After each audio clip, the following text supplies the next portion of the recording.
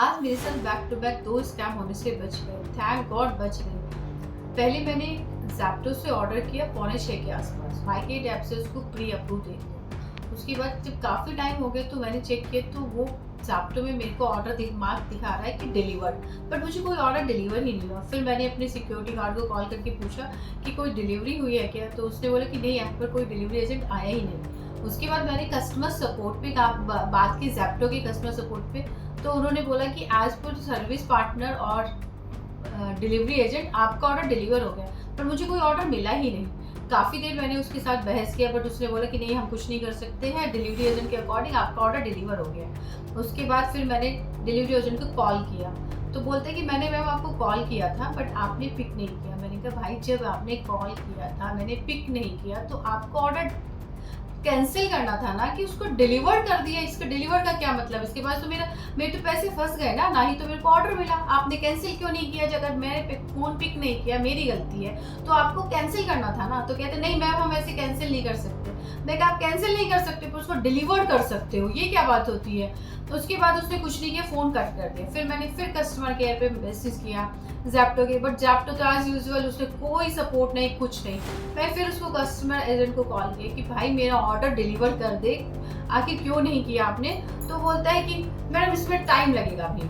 तो मैंने कहा ठीक है, आप मुझे बताओ कब तक ऑर्डर डिलीवर करोगे? उसने पूरे 2 घंटे बाद मेरा ऑर्डर डिलीवर किया, वो भी बहुत रिक्वेस्ट के बाद। देन कुछ नहीं, उसके बाद होता है मेरा नया स्कैम शुरू। उसमें क्या होता है कि जैसे ही डिलीवरी एजेंट मेरे को डिलीवरी देकर जाता है, उसके आफ्टर 10 मिनट्स मुझे कॉल आती है। तो कॉल आने के बाद बोलता है कि मैम, आपको कोई कस्टमर सपोर्ट की रिक्वेस्ट थी, आपने कॉल किया था? मैंने कहा हाँ। आई वॉज थिंकिंग कि ये ज़रूर ज़ेप्टो से कॉल होगी, क्योंकि मैं ज़ेप्टो से ही मेरा डिस्कशन चल रहा था। तो उसने कहा कि मैम मैं अभी एक व्हाट्सएप से आपको एक कॉल करूँगा, आप पिक कर लेना और जो जो स्टेप्स मैं आपको बताऊँगा आप उसको फॉलो करते जाना। इस तरह से आपकी कंप्लेंट रजिस्टर हो जाएगी और ज़ेप्टो से आपका जो भी इशू चल रहा है वो रिजॉल्व हो जाएगा। मैंने कहा ठीक है, करती हूँ। तो उसने मुझे कॉल किया और उसने फर्स्ट मेरी स्क्रीन शेयर की। स्क्रीन शेयर करने के बाद मेरे को समझ नहीं आया, खैर मैंने कर दी, वो मेरी गलती थी।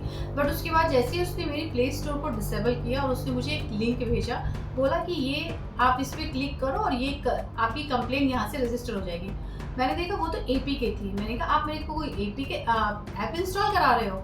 तो उसने कहा हाँ मैम, ऐसे ही होती है। मैंने कहा मैं कोई ऐप तो इंस्टॉल नहीं करूँगी, क्योंकि मैं आईटी से हूँ, तो मुझे पता था कि एपीके फाइल किस लिए होती है। तो उसने कहा कि मैम आप ही कोई नई कस्टमर नहीं हो, हम हज़ारों कस्टमर का ऐसे ही कंप्लेंट रिजॉल्व कराते हैं। मैंने कहा भाई आप कराते होगे, पर मैं नहीं करूँगी इस तरह से, और मैंने फ़ोन डिस्कनेक्ट कर दिया।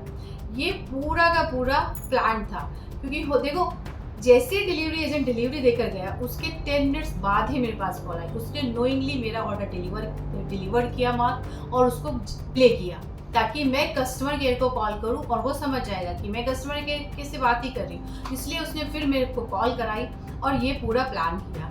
इसमें मैं 100% जिम्मेदारी ज़ेप्टो की मानती हूँ, क्योंकि ज़ेप्टो का अगर कस्टमर सपोर्ट सही होता तो मुझे इस तरह के इश्यूज नहीं आते। या तो इधर ज़ेप्टो को अपने ओटीपी सिस्टम इम्प्लीमेंट करे, या फिर कोई ऐसा नोटिफिकेशन दे कि मेरा डिलीवर्ड हुआ है नहीं हुआ है। ये ऐसे तो कोई भी फंस सकता है। आज मैं फंसी हूँ, कल आप फंस सकते हो, कोई भी फंस सकता है। मुझे ज़ेप्टो की ये सर्विस से बहुत ही डिसअपॉइंटमेंट हुआ है। इसमें ज़ेप्टो भी 100% जिम्मेदार है, जिसका फ़ायदा इस तरह के फ्रॉड डिलीवरी एजेंट उठाते हैं। अरे भाई, आप इतना बड़ा प्लेटफॉर्म रन कर रहे हो, एटलीस्ट डिलीवरी के टाइम पर कोई ओटीपी, कोई नोटिफिकेशंस तो होना चाहिए। एटलीस्ट अपना कस्टमर सपोर्ट तो अच्छे से बिल्ड करो। मेरी आप सबसे बस एक ही रिक्वेस्ट है कि इसे ज़्यादा से ज़्यादा शेयर करो और इस तरह के स्कैम से बचो। और सबसे बड़ी बात तो, जो अपने कस्टमर को सपोर्ट ही नहीं करता, एटलीस्ट उस प्लेटफॉर्म को तो बायकॉट करो। इस तरह के स्कैम से बचो।